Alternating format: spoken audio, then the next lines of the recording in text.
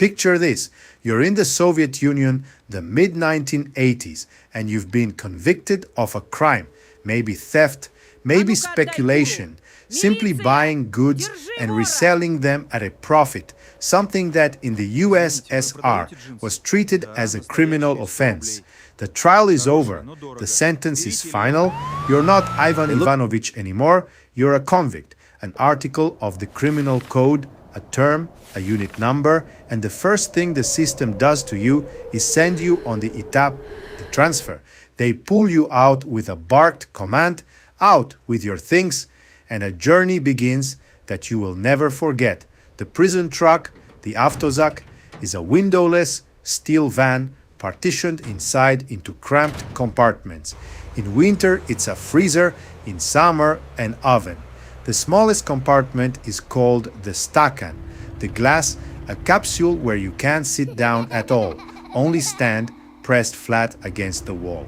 Then you're transferred again to the prison rail car, a carriage split into doorless compartments and packed with people, nothing to drink, no real toilet, and no one to tell you where you're being taken or for how long. The trip can last a day, 2 days, with stops at transit prisons where they hold you in overcrowded cells for who knows how long. To the guards, you're not a person, you're cargo, a line on a manifest. The place you're headed goes by 3 letters, ITK, a corrective labor colony.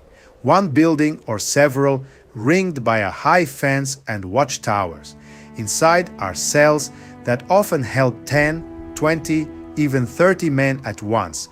And inside there's a law of its own, separate from Soviet law, unwritten, printed nowhere, and enforced far more strictly than any legal code. First comes quarantine, a separate unit within the colony. Here a doctor examines you, a barber shaves your head to the skin, and an operative studies you, the operations officer whose job is to know everything about you and to recruit informants. Here too is the search, total and humiliating. They strip you, make you squat, check everything. They're not looking for dirt, they're looking for contraband, a shiv, money, 1 extra letter. Your belongings are dumped out, seams fell through, linings slit open, a tube of toothpaste might be cut in half, photographs, letters from home, they can take without a word of explanation. They issue you a uniform, dark, coarse, 1 cut for everyone, and a name patch for your chest. And somewhere in here comes your first real conversation with that same operations officer. He'll ask almost warmly who you are in life, how you feel about the rules, about authority. Remember this, there are no friendly questions here. Every word goes into his file and will come back to haunt you one day. Agree to help him and you become an informant, and sooner or later that surfaces, and inside these walls the price for it is terrible. Talk back to him sharply and you land on the administration's blacklist. The right answer is level short, neither yes nor no. You pass your first exam before you've even crossed the threshold of the cell. Then comes the briefing. An indifferent officer reads aloud from a sheet the daily routine your whole life is now bent around. Wake up at 6. Exercises. Morning count on the parade ground. The whole unit in formation, counted in any weather. Then out to the industrial zone, to the factory, work, lunch, more work. Evening count. Lights out at 10. Every move on command. Refuse to work. Talk back, get caught with contraband, a penalty, do it again. The shizo, the punishment isolation cell, a cold hole. These are the official rules and they're posted on a board. The unwritten rules no one will read to you off a board. Those you read yourself, starting the instant the cell door shuts and you see your cellmates for the first time. No one escapes from here.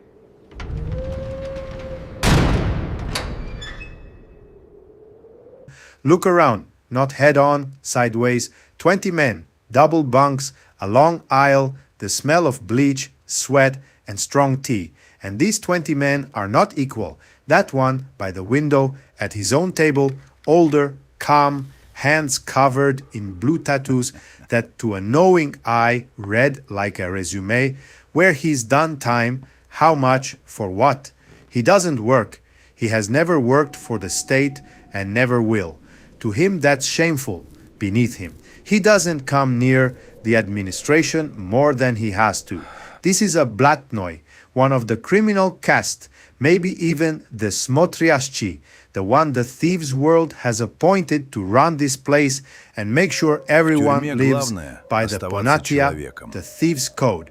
And if the colony has a crowned vor vizakone, a thief-in-law, something with no real equivalent in the West, then his word here outweighs the warden's order. He's the highest caste of the criminal world, a man bound by vows stricter than a monk's. He may not work, may not serve in the army, may not cooperate with the authorities in any way. In front of him sits a mug of liquid black as tar. That's chifir, tea brewed to a bitter extreme, passed around one sip at a time. It's not just a drink, it's a ritual and a currency. Brewed that strong, loaded with caffeine, it gives a faint, narcotic haze.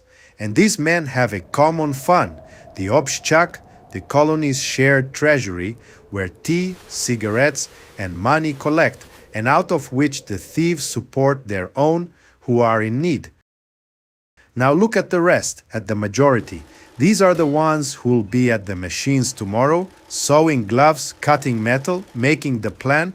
They landed here more or less by accident. A fight, a theft, drove the car the wrong way and killed a man. They want one thing, to serve their time and go home. They're called muzhiki, the largest caste, the backbone of the colony. A muzhik works, does his time, keeps out of other people's business, and doesn't run to the bosses. Everything here rests on him. Now look at that one, by the door, with a band on his sleeve, the zavkoz, the orderly. He hands out instructions, keeps the records, walks in to see the administration whenever he likes. In the warden's eyes, he's a model prisoner, a man reformed. In the eyes of the zone, he's a so-called koziol, a goat, one who's gone over to the enemy and he's despised with a passion. And then there's the corner, the far one by the toilet. A few men sit there. They have their own mugs and spoons, and no one shares their table. These are the obijeni, the lowest caste, the outcasts this world has ground into the very bottom, often through violence. Take something from their hands, sit at their table, shake one of their hands without knowing, and you fall into that corner yourself, permanently.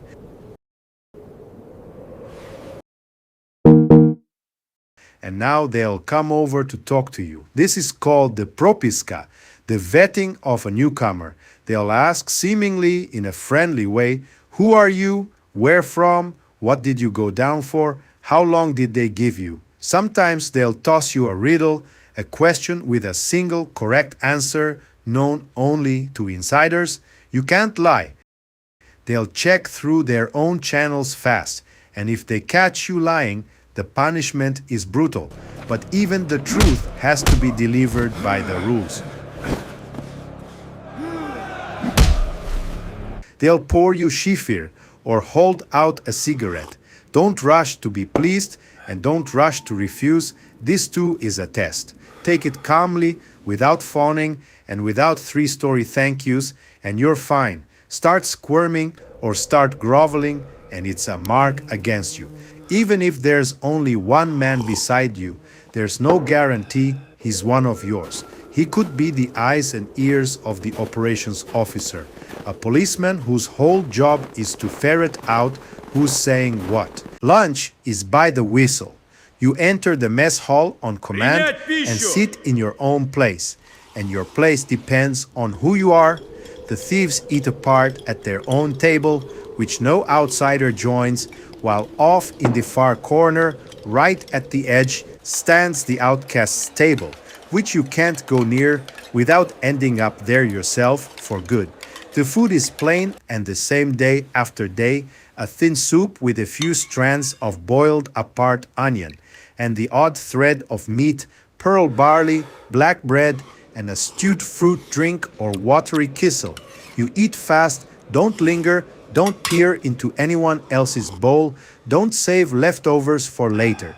Bread is never thrown to the floor or stepped over, and it's not only the guards who watch for that. Anyone who wants more than this slop gets it another way. One man has a parcel from home, another has tea and cigarettes from the prison shop, and all of it is part of an invisible economy where every scrap has its price and its owner. By nightfall, they'll assign you a bunk, a shkonka. The mattress is thin, the blanket heavy, cotton stuffed, smelling of another man's body. The light in the cell is dimmed but never switched off. Someone snores, someone mutters, and off in a corner, someone quietly brews chifir on a homemade heating coil. You lie there, staring at the springs of the bunk above, your head a mess, and inside a steady hum. This isn't a dream, this is for a long time. And at 6 tomorrow, it all begins again. In the morning, the prisoners march out to work. This is the first day in a Soviet prison. Some walked out of here after a few years, others stayed for the rest of their lives. How different do you think the order inside a Soviet prison really was from prisons in the West? Stricter or more lenient? Share your thoughts in the comments and don't forget to subscribe to our channel.